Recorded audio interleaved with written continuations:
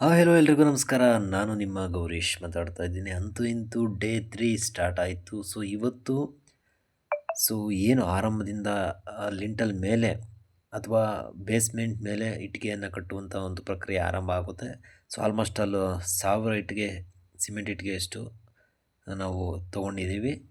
Complete ಈ ಮನೆಗೆ ಎಲ್ಲ ಆಗುತ್ತೆ ಅಂತ ಮೇಸ್ತ್ರಿಗಳು ಹೇಳಿರ್ತಕ್ಕಂಥದ್ದು. ಇಲ್ಲಿ ನೀವು ನೋಡ್ತಾ ಇರ್ತಕ್ಕಂಥದ್ದು ವೆಂಟಿಲೇಟರ್ನ ನಾನು ನಿಮಗೆ ತೋರಿಸ್ತಾ ಇದ್ದೀನಿ.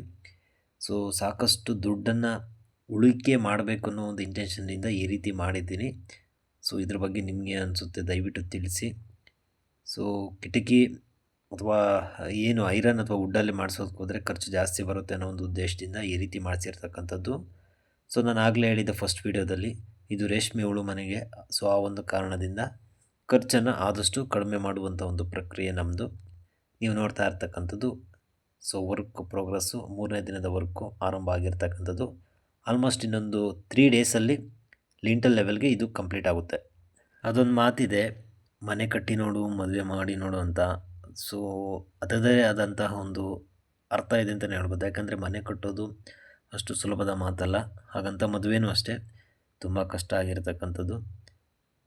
ಆ ಒಂದು ಕಾರಣದಿಂದ ಹೀಗೆ ಹೇಳ್ತಾ ಇರ್ತಕ್ಕಂಥದ್ದು. ನಾವು ಹಾಕ್ಕೊಂಡಿರ್ತಕ್ಕಂಥ ಟಾರ್ಗೆಟು ಮತ್ತು ಪ್ರೆಸೆಂಟ್ ನಡೀತಾ ಇರ್ತಕ್ಕಂಥ ಈ ಒಂದು ವ್ಯವಹಾರಕ್ಕೆ ಸಂಬಂಧಪಟ್ಟಂತೆ ಎಲ್ಲವೂ ಸಹ ಚೇಂಜಸ್ ಇರ್ತಕ್ಕಂಥದ್ದು. ಒಂದಕ್ಕೊಂದು ಲಿಂಕ್ ಇರ್ಬೋದು. ಬಟ್ ಏನಂದರೆ ಎಕ್ಸ್ಪೆಕ್ಟೇಷನ್ಸ್ ಇಲ್ಲದೆ ಇರತಕ್ಕಂಥ ಖರ್ಚುಗಳೆಲ್ಲ ಮನೆ ಕಟ್ಟಬೇಕಾದ್ರೆ ಸಾಮಾನ್ಯವಾಗಿ ಬಂದೇ ಬರುತ್ತೆ. ಅದಕ್ಕೆ ಅಂತ ನಾವು ಎಕ್ಸ್ಟ್ರಾ ಖರ್ಚು ಅಂತ ಒಂದಷ್ಟು ಇಟ್ಕೊಂಡಿರಬೇಕಾಗುತ್ತೆ. ಇದ್ರ ಬಗ್ಗೆ ನಿಮಗೆ ಅನಿಸುತ್ತೆ ದಯವಿಟ್ಟು ಕಮೆಂಟ್ ಮಾಡಿ.